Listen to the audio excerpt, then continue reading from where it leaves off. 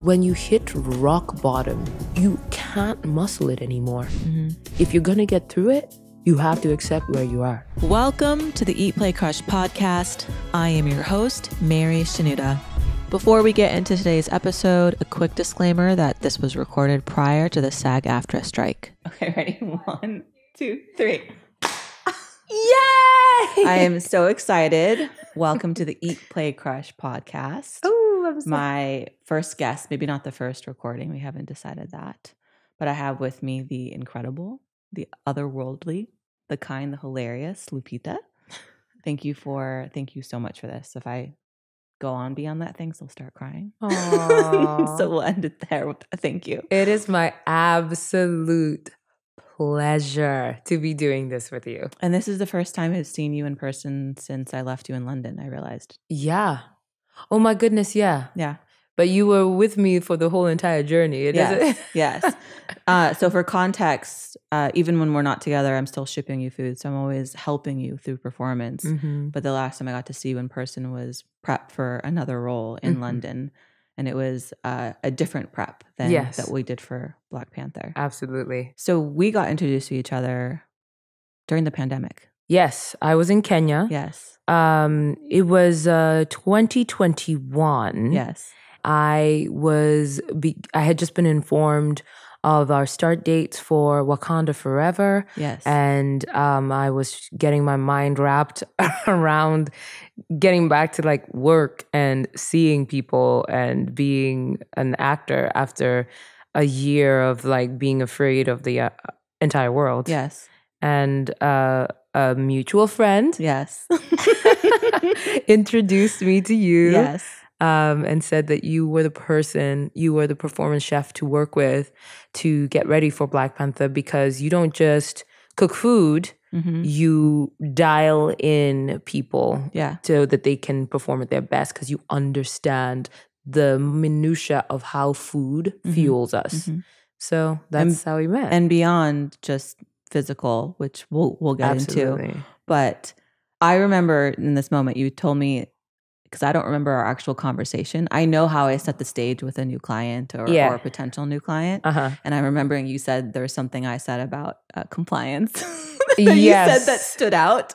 Because going into it, I took the introduction from our friend very seriously, and I knew what you were about to embark on. So I wanted to be very clear on the buy-in because of what was going to be uncovered in the process of getting that intimate with your body through performance.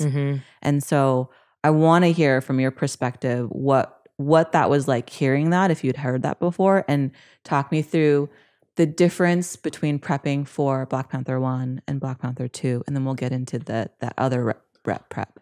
What I was looking for was for someone who understands nutrition because I've always known that food is fuel. Food is the gateway to good health, right? What you put in your body affects what you put out. When it came to the first Black Panther, the very first person that I was set up with really didn't understand the relationship between the body you're feeding and what you feed them. I feel too often people who say that they are performance chefs, I don't even know whether that's a term people use beyond you. But I honestly don't know. I like to take credit for it. Well, then I'm giving you full credit, because I honestly hadn't even heard that term until I met you. And it makes sense, right? But the people who work with folks who use their bodies, like for sports, martial arts, and what we do as actors, the very first person I worked with really just copy-pasted what they were doing for a male client of theirs who has a totally different body, different height, different body mass index, all of that. And so when I started, I remember the food, there was lots of carbs, protein, and then like the littlest of vegetables. And I ended up putting on so much weight, my mass expanded. And in fact, I had to work backwards. I was like, no, this isn't working. And I insisted on seeing a nutritionist, so that I knew that someone who was going to help me get right needed to understand how my body functions. Right. So I went to a nutritionist who broke it down, and it was just my instinct, And then I was paired with another chef who cooked good food. Mm-hmm. With the guidelines, she was able to prepare something close to what it was that I needed, but it wasn't fully informed. I mean, it was about making recipes to the amounts that she always made, to the amounts that the guidelines said, but it was very, very general. So when this friend of ours said, no, I know a woman who actually works almost like a nutritionist, and she understands the macros and micros, terms that I don't even understand. Talk to her and see, because I think she's the person you need. And so in that conversation that we had, first of all, I was taken aback by how direct you were. You were super professional, but you were very direct, and you said what it would take, and how you work, with the reset to begin with, and all of that. There was a structure to the way you presented your methodology that actually put my mind at ease, because that was the detail that I was looking for. I want to be able to, and the fact that you calibrate. It's very prescriptive. It's very prescriptive. You were like, we're going to have to be in close contact. I want text messages from you about how the food tastes and how it's making you feel. I'm going to want information that you're not used to giving folks. Yes, we have an NDA, right? There is an NDA, and you're going to have to tell me, about things like bowel movements, and, because that's how you can tell how food is affecting you. And then I remember you said, and what I can do is I can prescribe these things and I can provide you the food, but it is up to you to actually eat the food. And should you eat anything else, that's on you. Right. Basically, is what you said. And you were like, I cannot be responsible for the ways in which you veer from the diet that I recommend. And I remember thinking, yo, this is my chick. Because I love a rule book, especially when I have a goal in mind, to have that very, very, very close guidance and support is so refreshing to me, because then, and honestly, one of the things that I wanted was to not have to worry about what I was eating. Right. I wanted my meals ready, and I eat them when they're there, and I wanted to enjoy them. Yes. And so I remember coming back to the US, and you put me on that reset that really revealed a lot to me. It was what is it? 3 days? Was it 3 days of that specific broth. Of broth. And then 4 days. Break into just eating. It was liver and beets. and beets, tahini, all these things. You and didn't like tahini, remember? You're like, I don't like tahini. I wasn't sure. I mean, I did like liver, but I eat liver as responsibility. Right. And then I tasted your liver, and I was like, And you learned a lot about your body, because it's an investigative period for me. Exactly. And I remember being pissed off. I was very glad that I didn't have to be anywhere when I was doing just the broth, because obviously your body is deprived of the things that it's used to, sugars, that give you immediate energy and zhuzh. And now there was none of that. So I found myself very short-tempered. I remember. You warned me. But then once that period was over and I was eating the liver and the blueberries and the beets, it was so delicious. I remember being like, oh my God, the dopamine hit that I was getting from those morsels of food was so amazing. So in a sense, working with you really changed my palate, you know? And I found that our relationship has helped me understand food and its role in my life so much better, how it affects me physically, how it affects me emotionally and spiritually. You know, the fact that you could give me something to eat or drink that can help me focus during a session of work, you know, those kinds of things that you can really eat to complement what other activities your day is going to have. And you've become so aware of that. I've become super aware. What I was listening to another interview that you did, because I'm like, let me prep on my friend.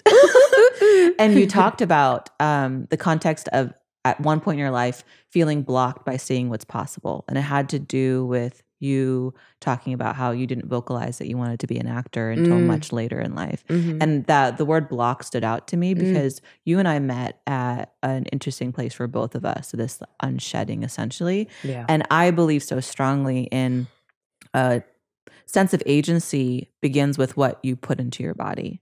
And I was showing you how to be very deliberate in what you put in your body and how I prepped you before the reset. Emotions are going to come up. Thoughts are going to come up. And just be prepared to hold space for that. I don't know if you experienced all the unblocking that may have been, you know, shoved into an area with nutrition, especially how it affects hormones and all of these things. But that experience of prepping for strength for Black Panther and then going into another experience of dropping weight, but doing it mindfully and doing it gently, and what that meant for you in like the emotional journey and we'll talk about, you know, peacocking and and showing up. But what I want to hear again, like how you learned to hold space for your emotions through the journey of nutrition. You know, I think also the moment at which we met was an interesting moment in the world, right?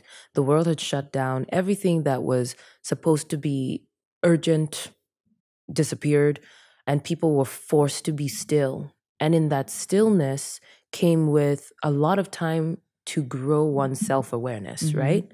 And so I was already in that moment where I was spending a lot of time investigating my interiority, enough to articulate to myself what the desires of my heart were. And I think that's what really prepared me to even express what I was looking for in order to be able to receive the information about you, because I was saying it out loud and someone who had a solution heard me and was able to provide it for me. And then that now dovetailed into now the role that food plays in what is possible for you.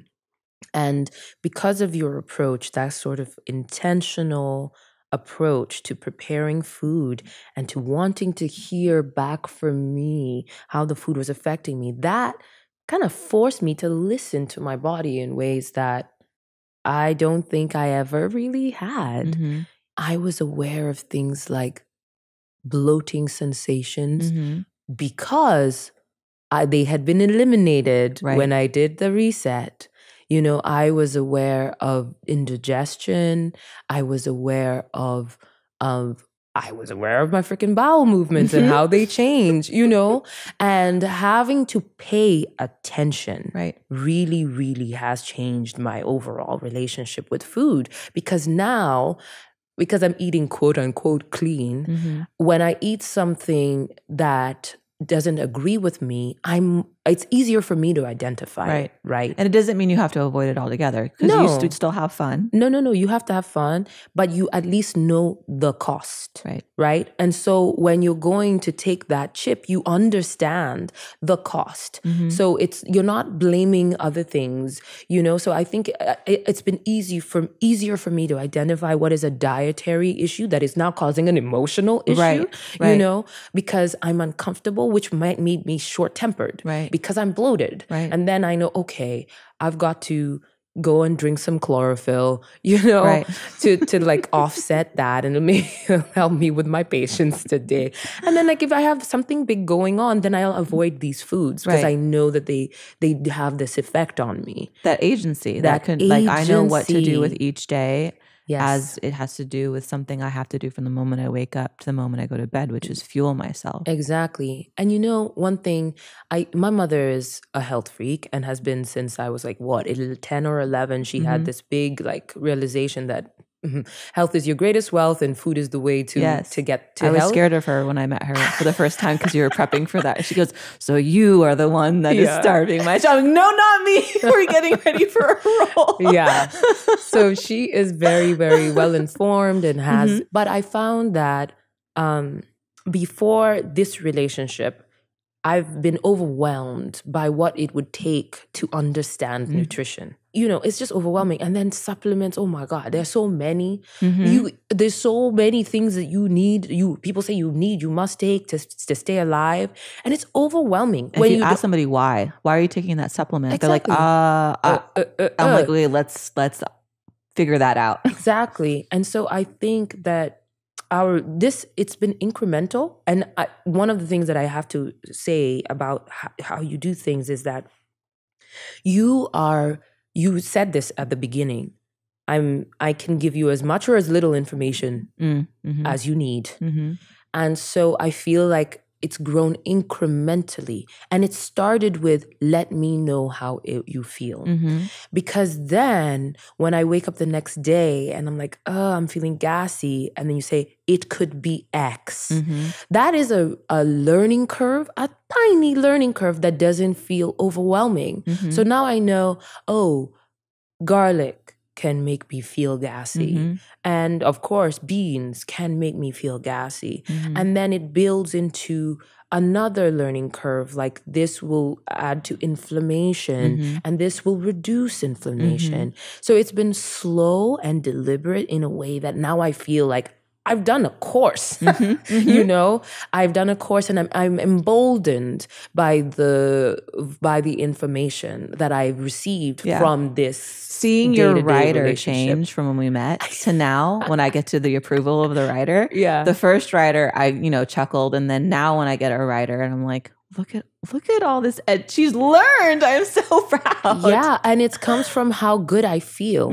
You know, those changes are easier to make because I know how much better I feel. Another thing I admire about your approach is that you're not about losing the fun of eating. While you're focused on providing fuel and nutrition for your clients, you also understand that food is a little bit of entertainment and that there needs to be a dopamine hit when you're eating. Yeah, this can be soul. You got to enjoy it. You want to savor it. And so like you would make me those brownies and they're gluten-free and dairy-free and sugar-free and they're delicious. Yeah. They'll be back soon now that we're on to another project. But now I don't care for sugar. Because your palate's changed. My palate's changed and I'm really happy. I'm really, really happy. I don't feel the need to return to a sugar. Like sugar is no longer where I get my joy. Right. I get it. I like crazy ass things like seaweed.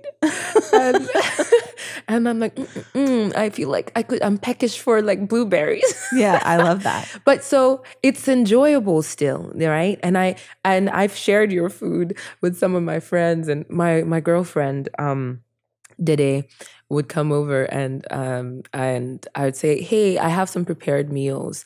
I can make you one because I have an extra one over. She would look at me sideways like, what's going on?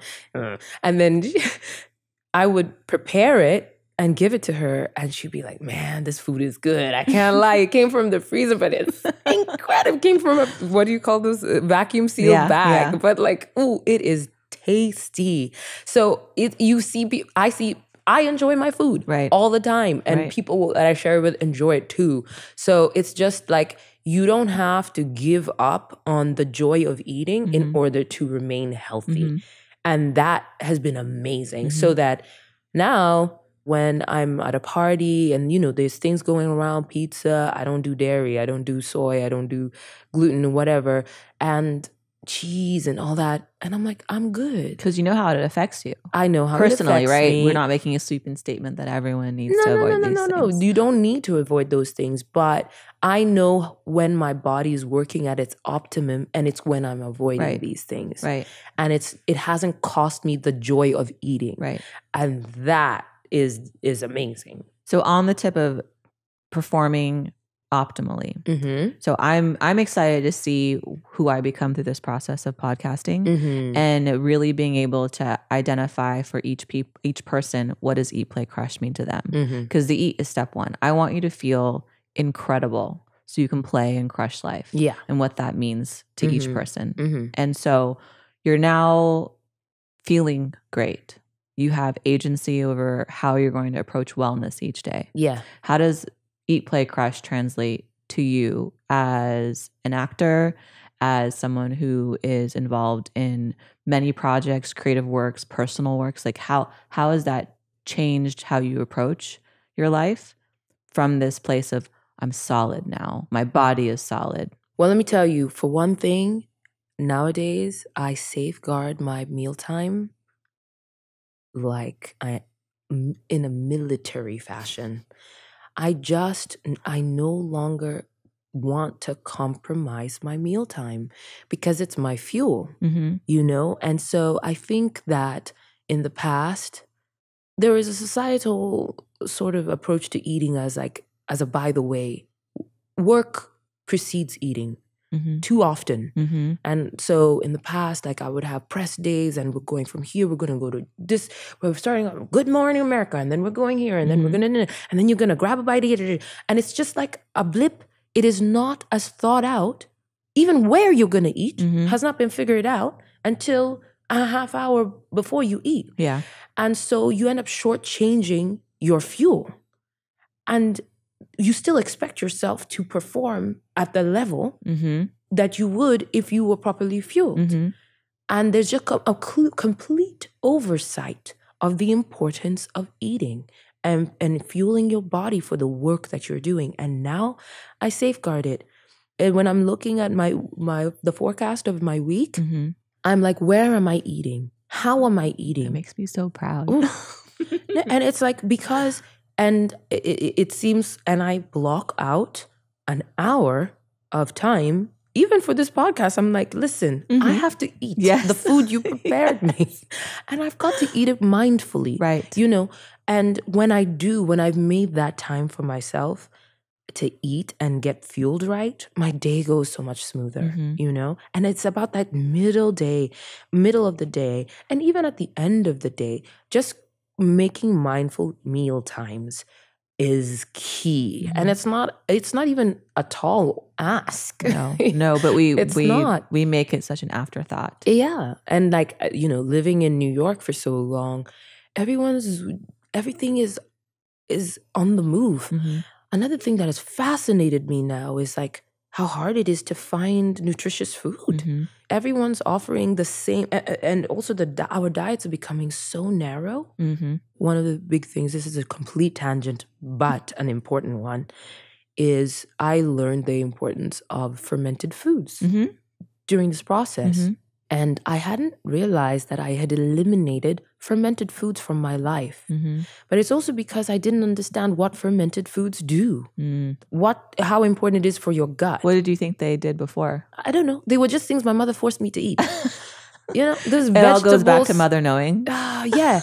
And that's the thing about comprehensive cuisines, right? Yeah. When you come from a culture of traditional foods, right? You have that cuisine, the whole body of the cuisine has, unbeknownst to those of us who eat it, it is catering to the things that humans need in order to stay alive. Right. When you come out of that environment, that culture, that system, and go into urban areas where every food is available to you, and it's all about choice, and you deciding what you're going to eat. And what happens if you are not nutritionally intelligent is that you end up eliminating things from your diet that you truly need, and you don't even realize it.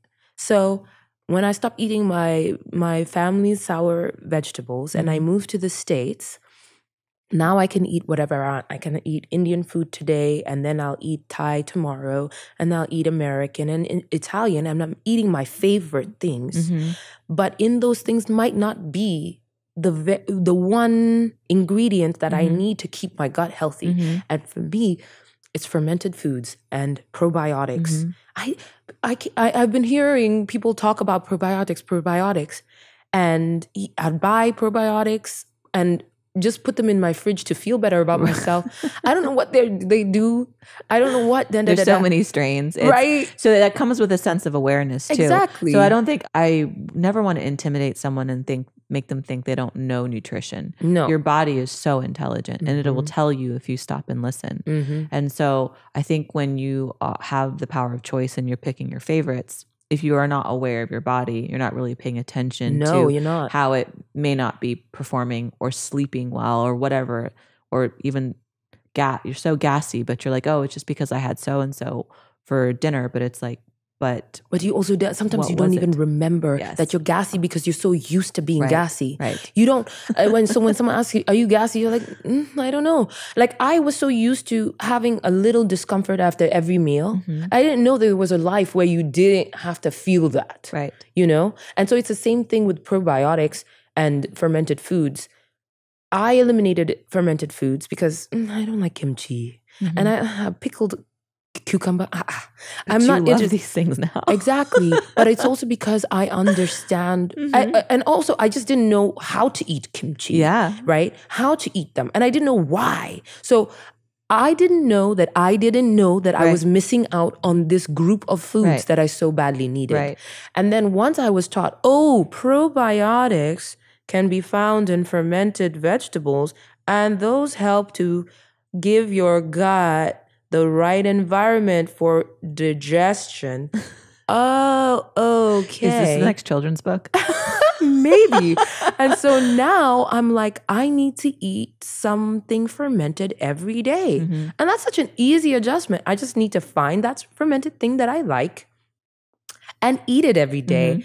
And then when I'm looking at a menu and because I'm so aware of what's going in my body, I'll be like, oh, that has something fermented in it. Let me get that because I need it, because I haven't had it today. Agency. Oh my God. Agency. And like you said, people are so used to living in discomfort. Yeah. And that's the other essence of Eat, Play, Crush is living in discomfort. I'm not even just talking about food in your body, but it's energetically, we're so accustomed to discomfort, or you and I talked about playing small or trying to hide and any of those things. And to watch clients, family, friends who find that they're able to ease discomfort in their body, then become more aware and have more time to address discomfort in their lives and their decisions. And absolutely, that's where the essence of Eat, Play, Crush is. It's food is just the tool for me. Right. But it's like, how can I make sure that you are great? And for me, it has to do with mortality. And I want you to live your greatest life while you're here and thriving. Yes. There is the food affecting your emotion and mental state. And then there's the other way around where your emotions are affecting your body. Yes. Like both are important. And I definitely feel that when my body is calm, I'm able to address more clearly the other challenges in my life. Sometimes the challenges in my life will bring about discomfort in my body. But now I can identify that because I know, well, I haven't eaten anything that would offend me in this way. This feeling is translating into a physical it's physically manifesting in me in such a way that is giving me indigestion. And I'm like, oh, I'm stressed out. I need to go and get a massage. I need to do a breathing exercise. I got to go for a walk and get some fresh air because I am aware of where the thing. I can't blame things, It's harder for me now to just excuse that physical discomfort because I'm just way more aware of what might be causing it. Right. So when we were talking personally about like the awakening that you're experiencing and whether it happened to coincide with your journey with nutrition and more body awareness or just, I don't know, kismet that it's happening at the same time, like could have happened without. But something that I look to you is you're an example to me of strength and vulnerability, of being able to show up fiercely in your softness. Like I've always felt very safe to be fiercely soft and softly fierce. That is definitely you. But that's what I see in you and the space you allow.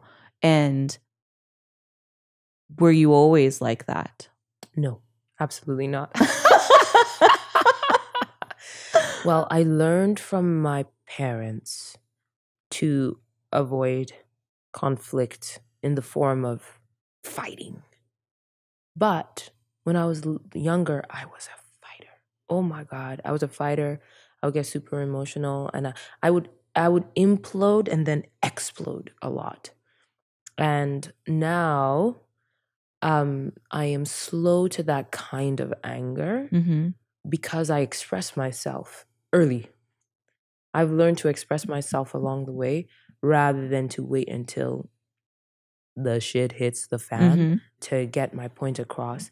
But I'm still very much a work in progress in that sense.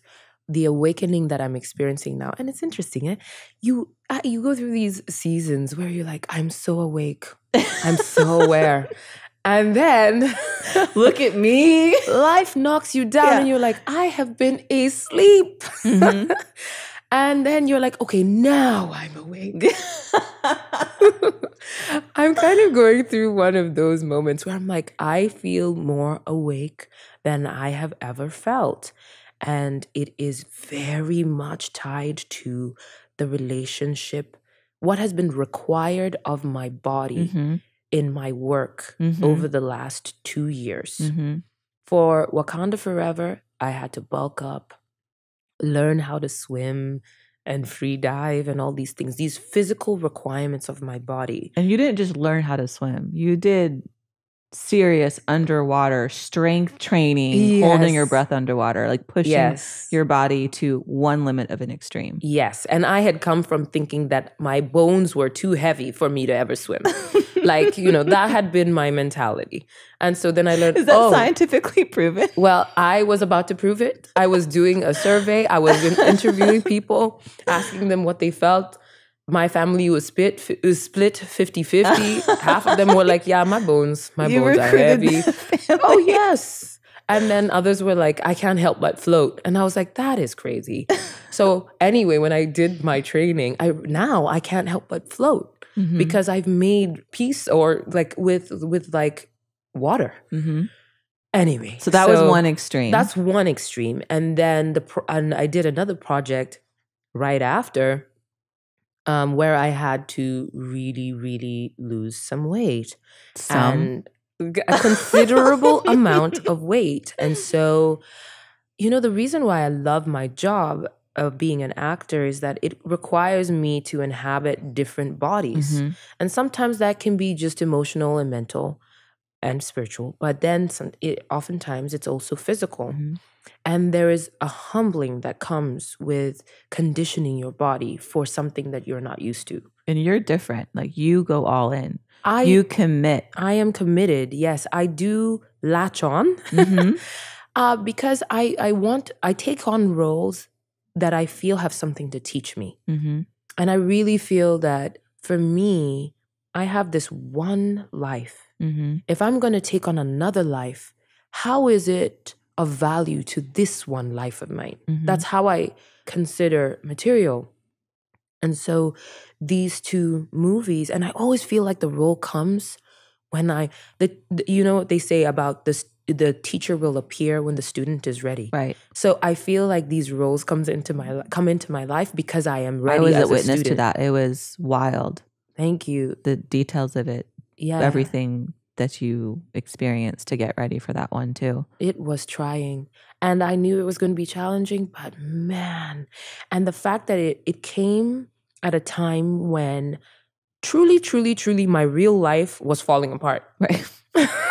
So we talked about this. One of the things that, I'm going to be asking is eat, play, crush. Sometimes you're crushing life. Yeah. And sometimes you get crushed by life. Yes. And in either instance, what you do next and how you approach it leads you to where you are today. And we talked about how that was, for me, for better or worse or for best, a front row seat to you being crushed.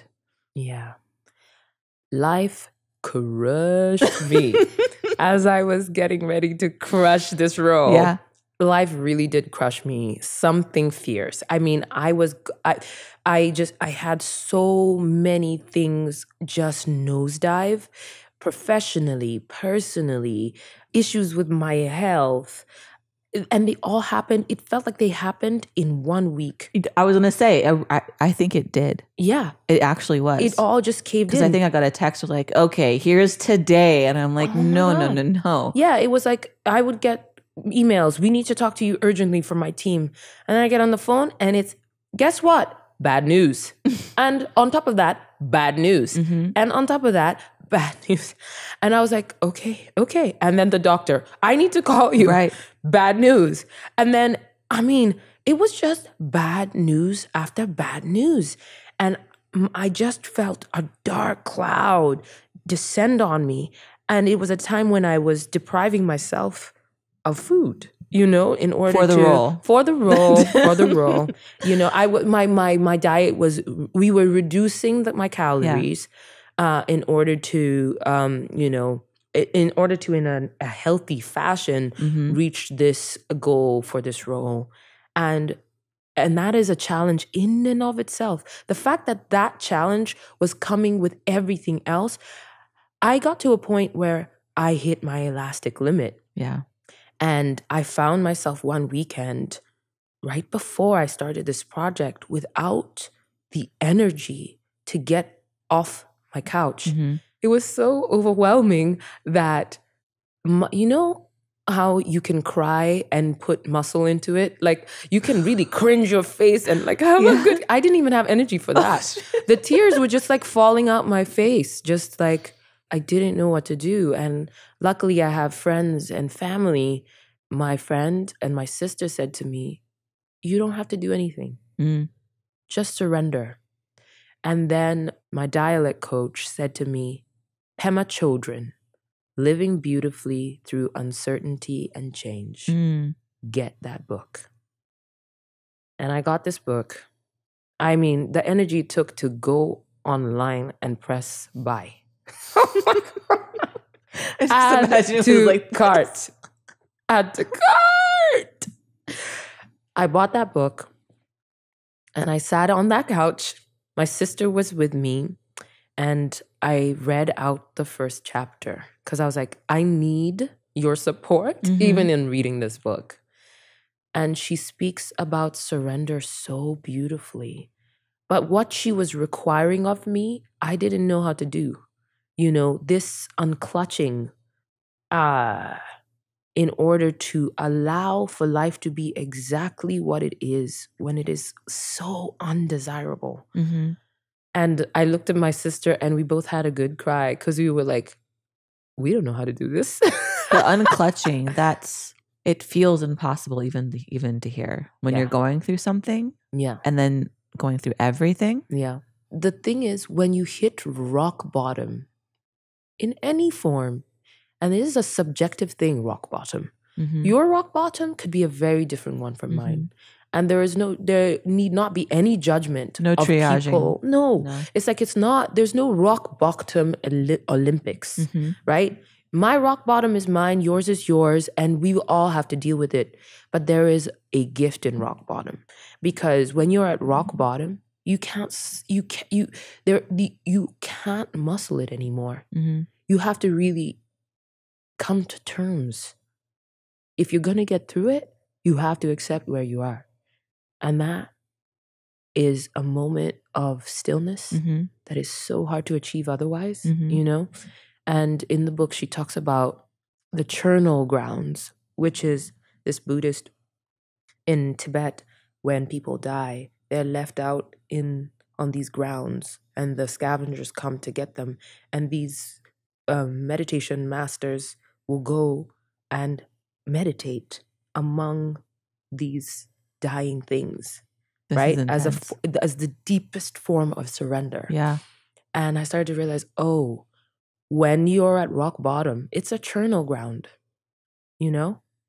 and being able to accept it, live through it, allow for it is the only way to come out the other side in any sort of meaningful way. And what do the charnel grounds teach you about how to live your life when you face death all around you? It's a gift.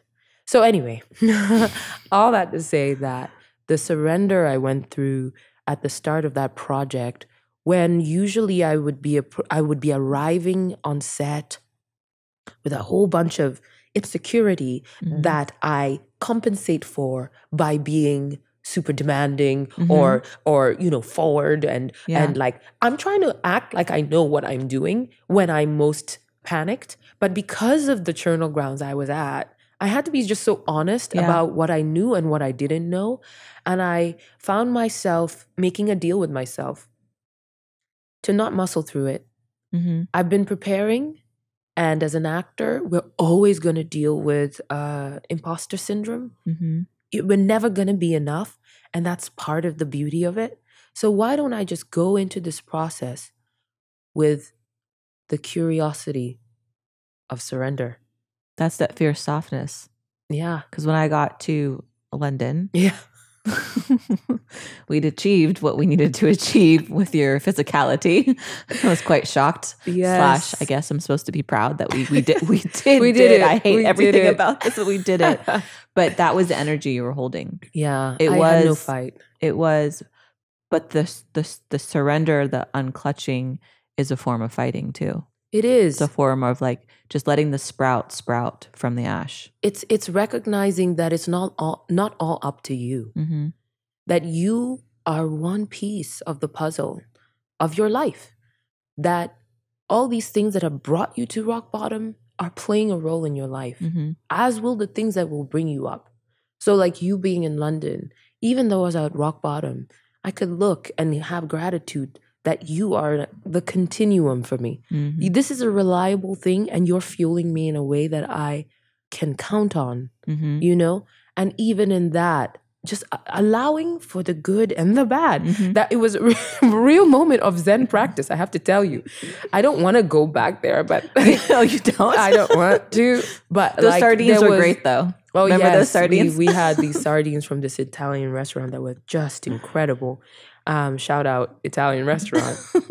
But then when you get beyond the churnal grounds, when you get back into like the muscling of life, you kid yourself. It's an illusion that you're in control. We're always in this illusion that we're in control. And those moments, those churnal ground moments, are moments to remind yourself that you're not. And hopefully, how far can you carry that antithetical energy to remind yourself when things are not going well, it's the ebb and flow of life. It's never going to be all good and it's never going to be all bad. Like there is ebb and flow. So starting the project that way, I'd never started a project that way, where I realized that my insecurity did not need to result in an external aggression, that I could trust, that I needed to trust in the moment-to-moment learning. That it wasn't about having it all figured out and showing up and performing it. It was about being open enough for change to flow through me, you know? And so I ended up having so much fun. You did. I had so much fun. You broke everything down by steps too. Like I know you're saying I was there with the food, but even if I wasn't there, you'd learn so much about your body and so much about nutrition. Yeah. And you were capable of controlling your next meal. What am I going to eat? How am I going to fuel myself? The baby steps of it. Absolutely. And then when you got settled, okay, I need to find a place that will provide me a sauna, or a place that will provide me body work. You did all these little things to keep caring for your vessel, even though everything around you was uncertain and you were feeling those things. Yeah. Like you like stuck to the basics that you've learned. Yeah. Far beyond, heaven forbid, I leave and you don't have a me anymore. Yeah. You've learned so much about your body to have control over just that piece. I've learned so many things and I feel like I have a whole lot more agency than I ever did. And what I've learned is that my body is the baseline and I've got to take care of my body because without that, everything else falls apart. Even if there's all this chaos, professional this and that, ultimately, what I can help is my body. So finding ways to do right by it. And I think actually that diet was extremely helpful because it whittled it down to the bare necessities. There was no hiding anything anywhere. No. And I felt a vulnerability in my body that I've never felt before. Never, ever, ever felt before. And I had to protect myself. I had to protect myself. In order to show up fiercely, I had to be soft with my body, gentle. I had to listen to it and give it what it needed. And you know what ended up happening? I could feel illness coming up. Like if I was too tired or I had been exposed to too much cold, I could feel the alarm in my body. And I would speak up and say, I have to go to bed. I'm still working on my bedtime, though. I have a hard time going to bed. But to hear that alarm is power because there's so much in this world that will deafen you to your body's alarm system. So much. And if we can grant ourselves that gift of being still enough to hear our bodies, they will get us a lot further. I mean, we hear this lesson all the time. Life is about the stillness. It's about the moments of transition. And I think it's all about the messenger and the timing. Like you said, the teacher appears when you're ready for that. But seeing and witnessing all of that for that role and seeing the transformation from when I met you to now, it already started at this level, but like, and to me, you're just getting started from this new profound standard. Hold the standard, as we say at Deuce Gym. You've held a whole new standard. Yeah, a whole new standard for yourself. And to me, it's so exciting. Because now it's very, very much less of me telling you what you need for the next piece of food. You're telling me this is what I need.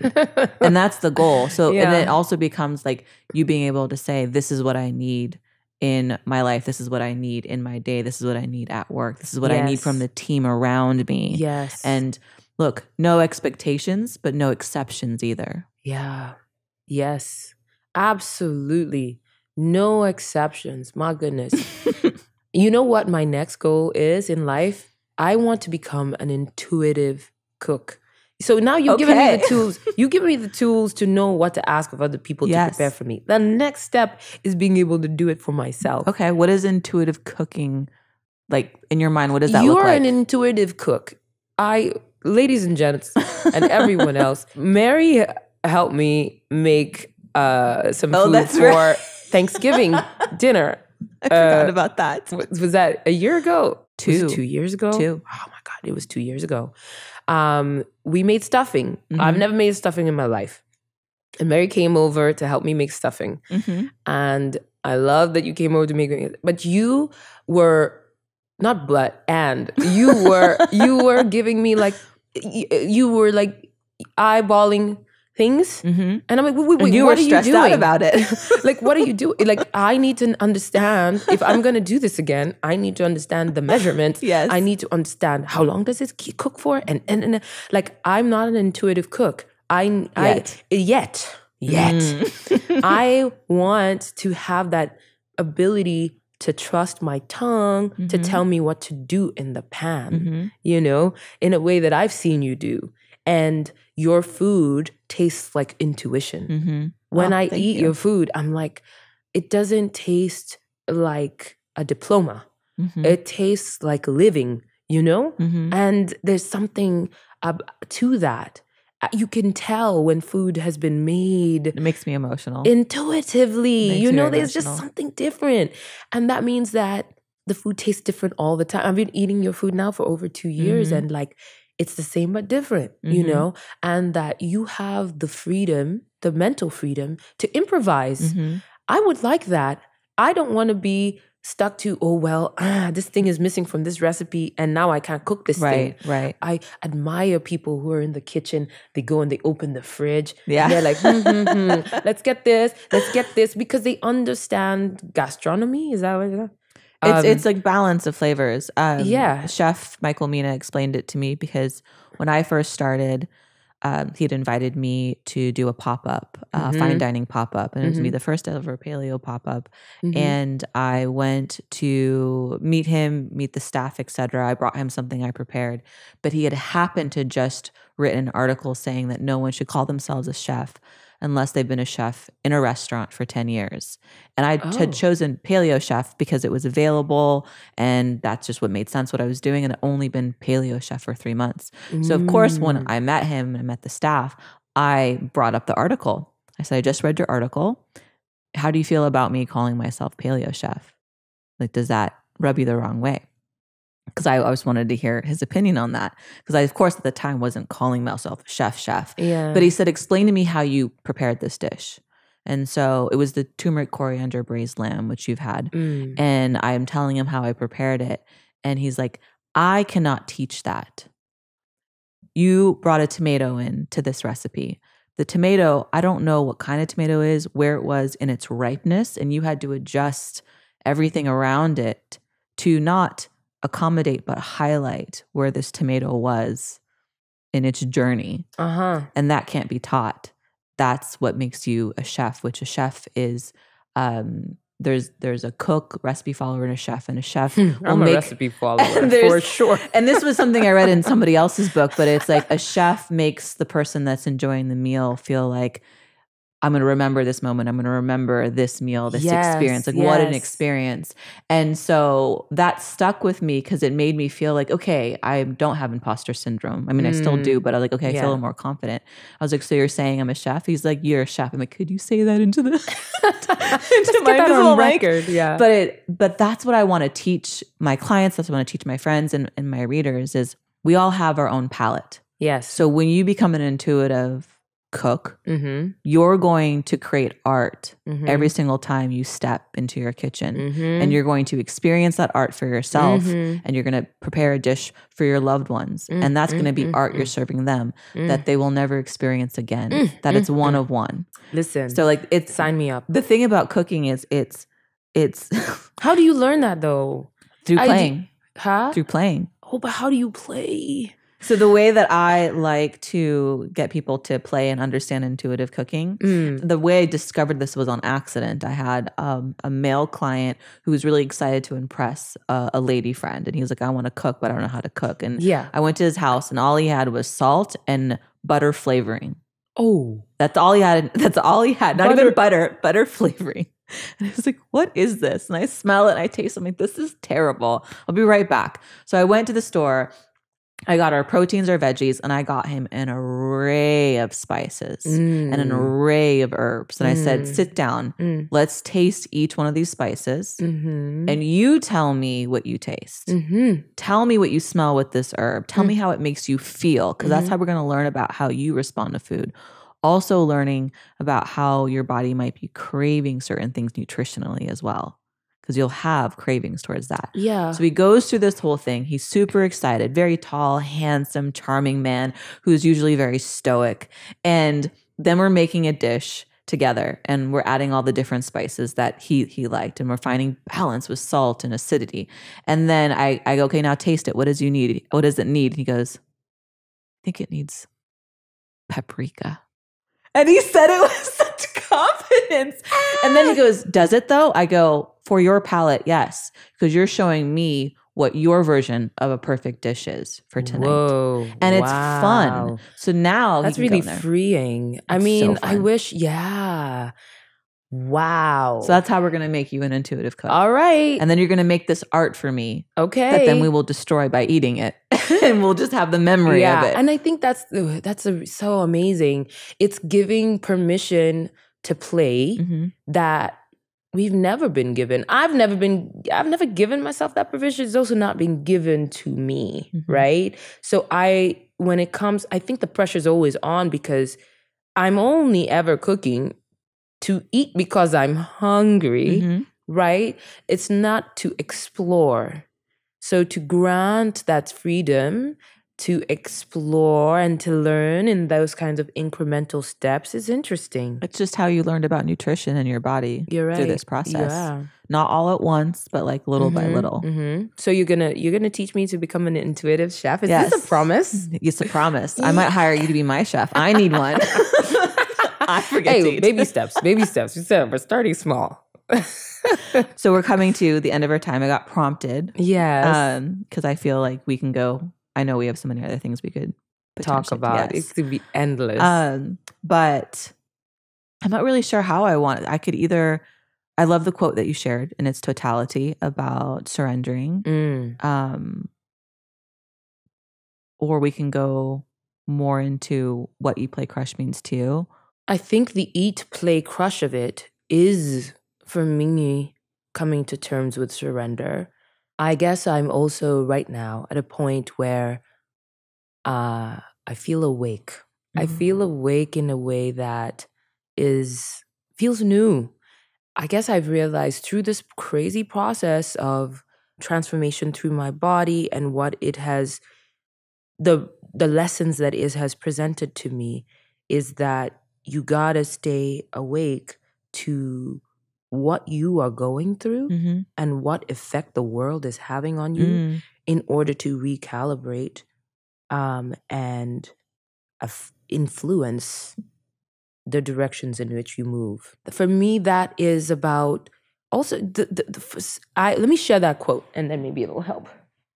I was reading this book, The 5 Invitations by Frank Ostaseski, and I won't read the whole thing, but he has this incredible section about surrender and what it means.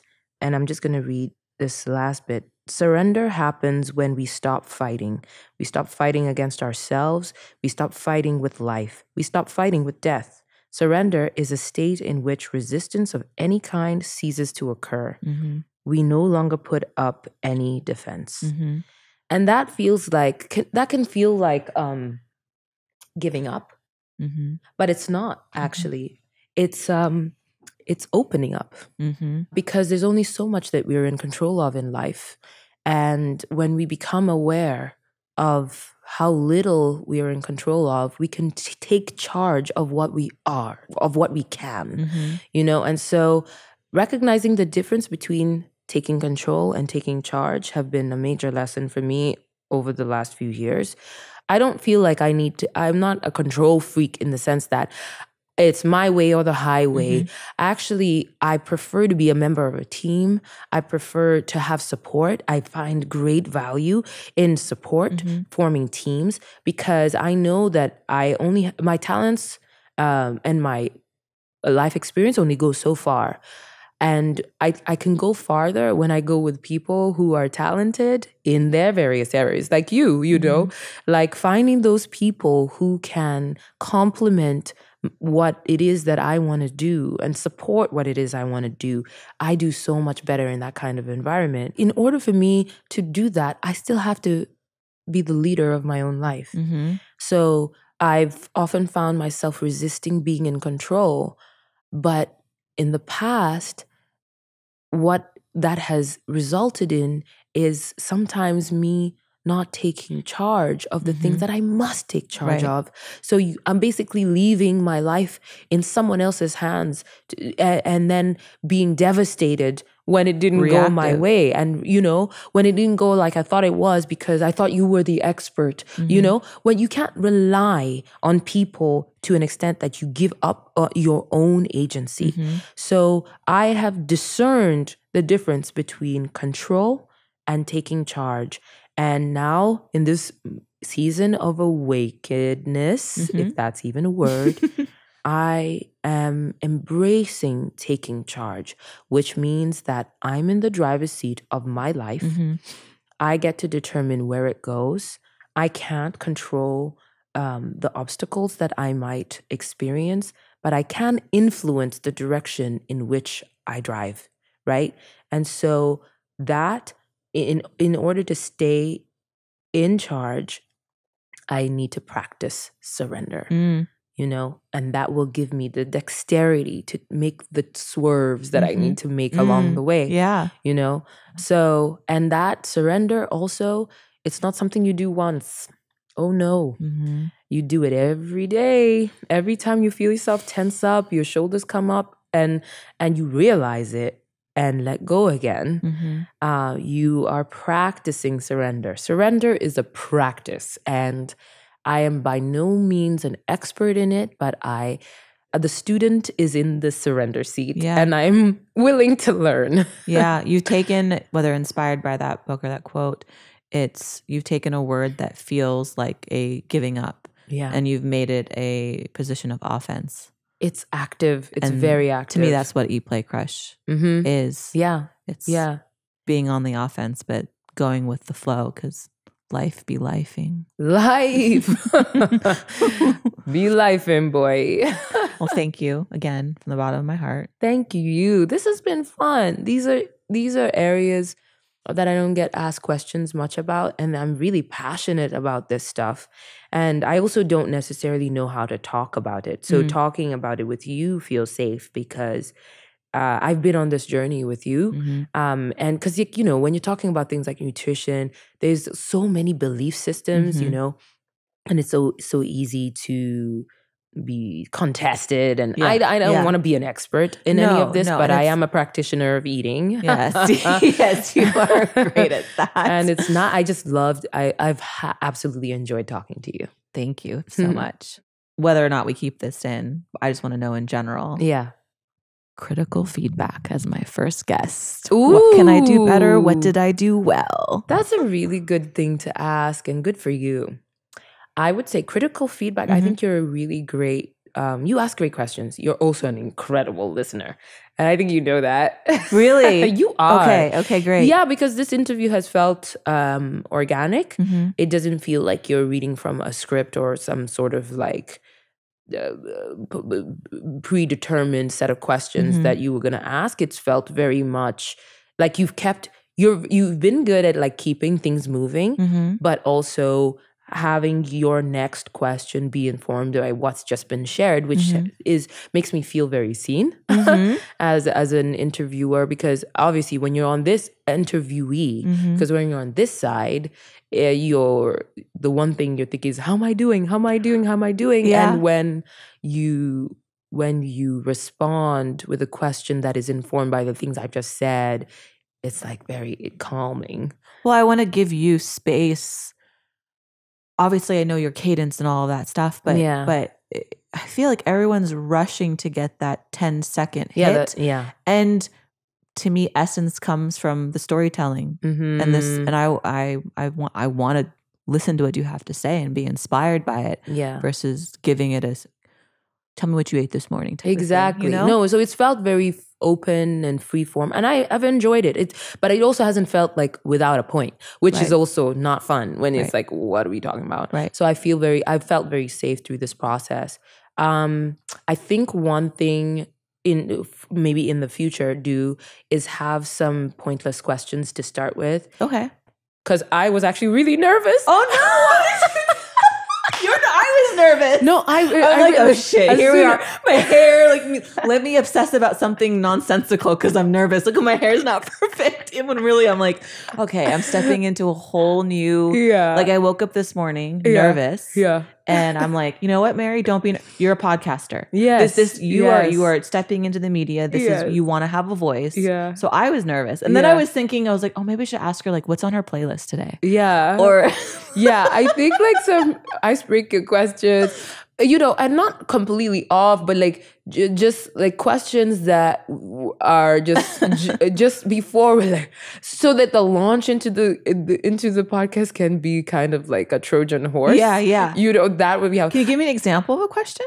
I think something that doesn't require much deep thought to begin with. So like, I don't know, this podcast is about eat, play, crush. So like, okay, the Spotify thing is not a bad idea. Like, what's on your playlist when you're trying to pump yourself up, or I don't know. And then I don't know, maybe a question about I guess that's my job to figure out. Right? Yes, exactly. Yeah. Hello, don't make me do your work. And that is it on today's episode. Thanks so much for hanging out. Your time and attention never goes unappreciated. If anything in today's show stood out to you, I encourage you to share it to social and tag me. That is how you can help a little independent show like mine grow. And of course, rate, review, and subscribe to Eat, Play, Crush wherever it is you get your podcasts. If you want to follow me, I'm at Paleo Chef on social media, or the show at Eat, Play, Crush. You want to stay in touch via my newsletter or get your hands on the gut reset, visit eatplaycrush.com. And until next time, be well, do good, and trust your gut.